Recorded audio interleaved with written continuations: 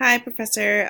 So far, the progress I've made with my project is meeting with some mentors that used to work with my kids.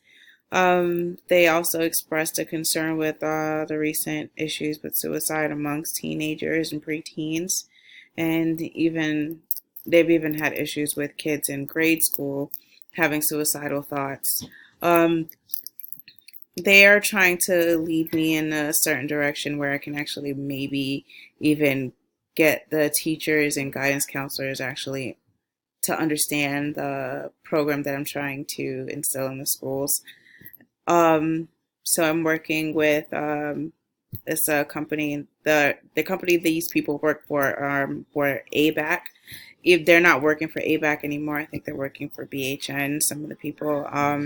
But I happen to have two numbers to guidance counselors, or not even guidance counselors, sorry, mentors, that used to mentor my kids, and they were pretty good mentors. Like they really worked with my kids, try to see where they were mentally and everything, and took them to basketball games just to have them have a person outside of their household that they could speak to. I will keep you posted.